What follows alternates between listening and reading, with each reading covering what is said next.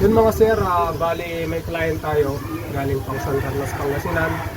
So dinayo pa tayo dito para magpa-PMS ng sasakyan. So bibigyan ko kayo ng madali ng explanation sa mga nalilito dyan sa kung paano pangalagaan yung ating mga sasakyan sa pamamagitan ng PMS at heavy PMS. So ang PMS ng sasakyan nahati yan sa dalawang PMS, ang basic PMS at ang heavy PMS. So dun muna tayo sa PMS, basic PMS. Ang basic PMS, ginagawa siya tuwing 5,000 to 10,000 km or 3 months to 6 months. Depende yan sa langis na ginagamit mo. Kung regular oil, every 5,000 km or 3 months. Kung fully synthetic oil, 10,000 or 10,000 km or every 6 months. Yan. Sa basic PMS, kasama dyan yung clean and adjust brake. Tapos general check-up. General check-up, kung ano man yung makitang issue o sira, agapan na. Yan yung basic PMS. Kapag naman naka 50,000 na, pumasok yung 50,000 km, yan na papasok yung heavy PMS.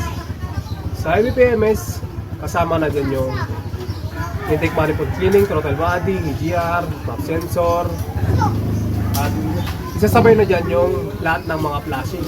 Differential flashing, transmission flashing,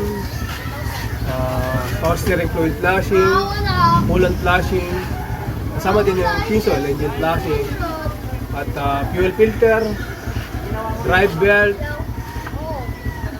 air filter. Tapos kung rocker type yung makina, rocker arm type, pwedeng sabay yung tune-up. Tapos kung ano man magitang tagas, general check-up, kung ano man magitang problema, kapalitan na. Tapos, pagkatapos ng 50,000 km, bali babalik siya sa puro basic lang. 5,000, 10,000, depende sa langis na gamit mo. Parang ulit lang siya kung saan nabanggit ko kanina. So, tapos, pag pumatak na siya ng 50,000 ulit, bali mag-100,000 na. So yung mga nabanggit ko nung sa IBPMS sa 50,000, uulitin lahat yun. Tapos may mga isasabay na doon na papasok yung timing components replace, timing belt, tensioner, idler bearing, idler tensioner,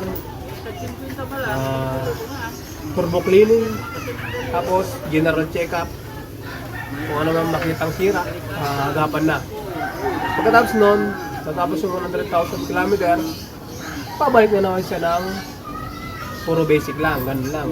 Para maglalaro lang siya doon. Tapos pagkatapos ng ano naman, mahit niya na naman yung 50, so 150,000, uulit lang siya sa heavy PMS. So hindi na naman kasama doon yung mga turbo at timing components.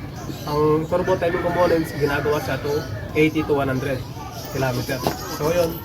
So salamat sa mga sumusuporta. I-share nyo lang yung video para sa mga client natin or para sa mga mayari ng sasakyan para hindi sila nalilito sa mga dapat agapan sa sasakyan na PMS.